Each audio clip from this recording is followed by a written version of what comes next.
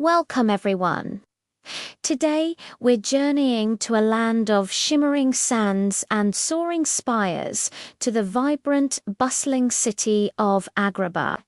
Here, in the winding alleys and crowded markets, lived a young man named Aladdin. You might see him and think he's just a poor street urchin with patched clothes and an often empty stomach. But look closer and you'll see a heart brimming with honesty and big dreams. Living with his mother, Aladdin navigated the challenges of life with a sharp mind and a courageous spirit. People called him a troublemaker, a street rat, but really he was just a survivor, often using his nimble feet to stay one step ahead of the city guards. Even when he had nothing, he'd share his stolen bread with children who were hungrier than he was. His life was a constant chase, a dance of survival through the sun-drenched streets. One day, as shadows stretched long in the dark alleys, a stranger approached Aladdin. He was a sorcerer, cloaked in deception and disguised as a kind, wealthy man. He claimed to be Aladdin's long-lost uncle, his eyes gleaming with a hidden agenda. He leaned in, his voice a conspiratorial whisper. "Aladdin, I have been searching for you. You are the chosen one. Follow me, and a world of riches and a new fate will be yours." The sorcerer's promise was intoxicating, a way out of a life of poverty. But what he truly sought wasn't Aladdin's well-being. He was hunting for a legendary treasure, the magic lamp.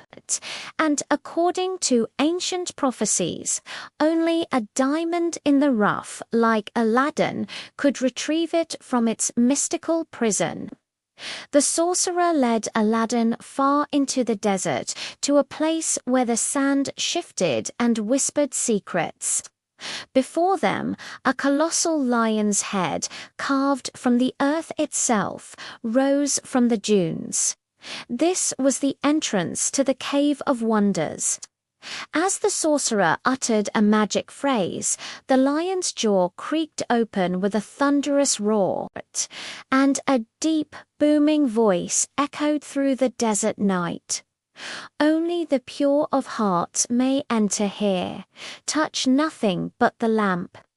With a mix of fear and determination, Aladdin descended into the cave.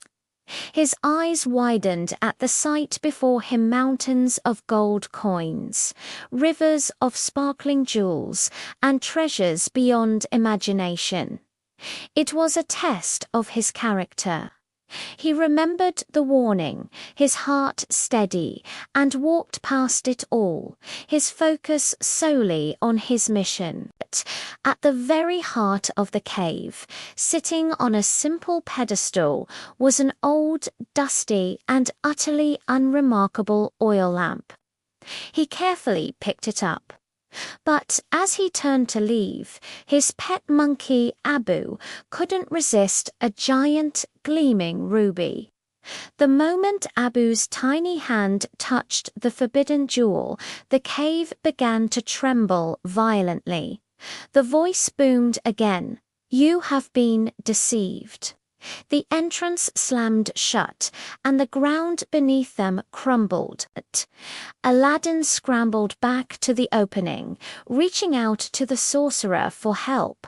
But the sorcerer only cared about the lamp. "Give me the lamp," he shrieked.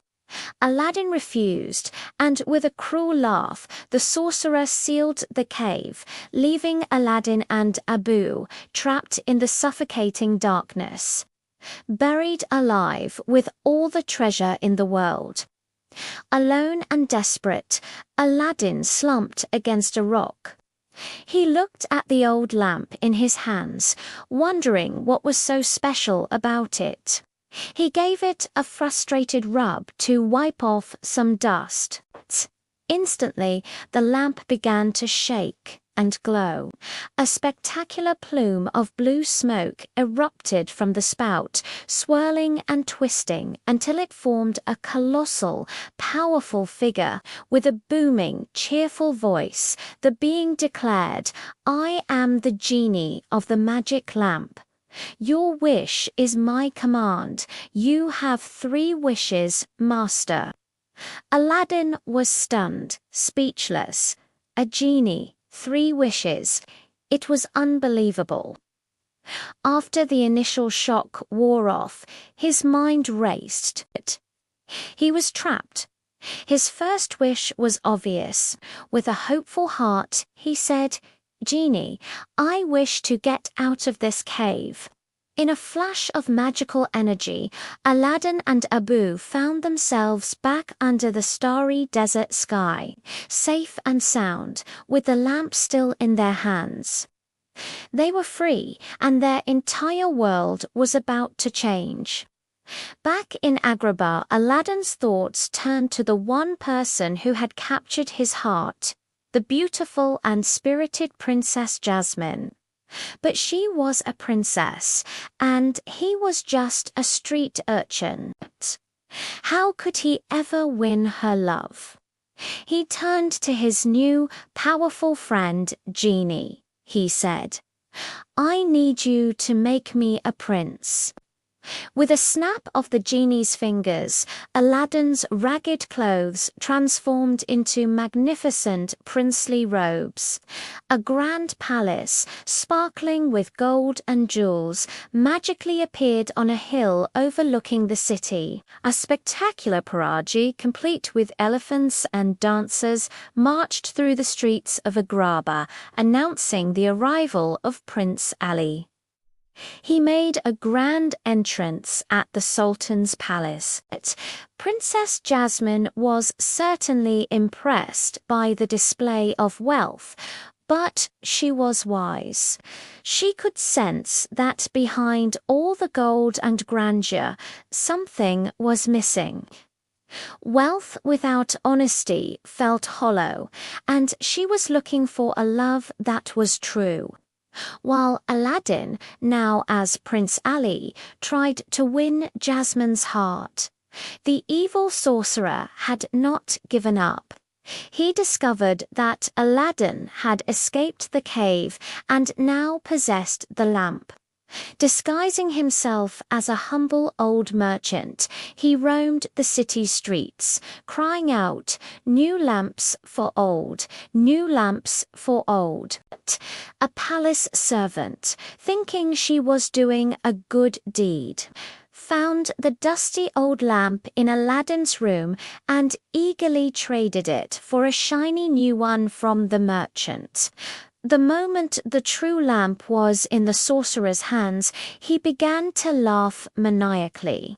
He rubbed it, and the genie appeared, now bound to a new, cruel master.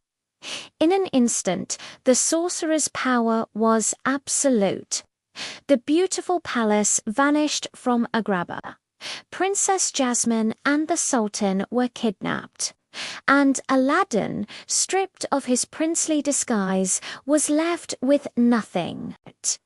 He had lost it all, not because he was poor again, but because his reliance on magic had made him forget his own inner strength.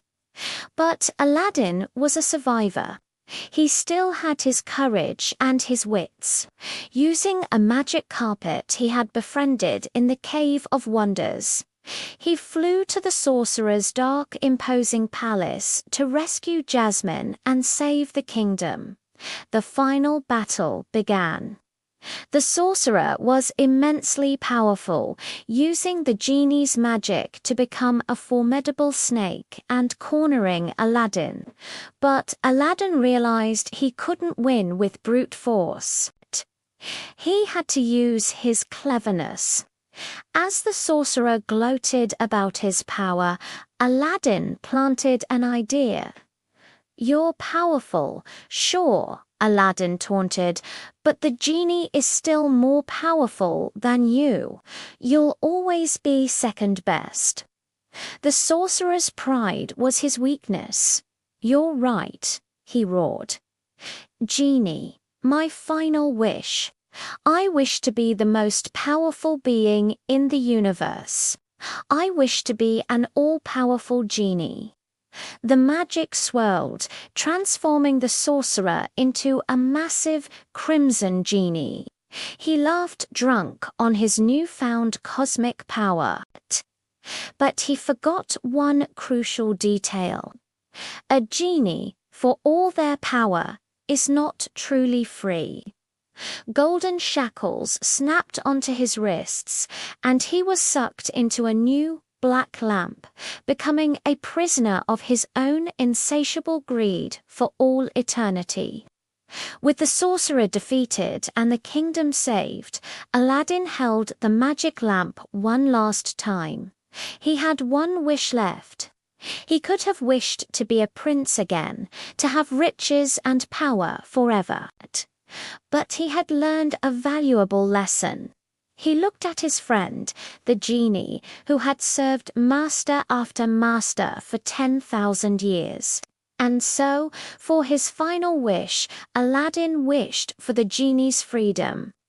With that selfless act, the shackles fell from the genie's wrists, and he was finally free.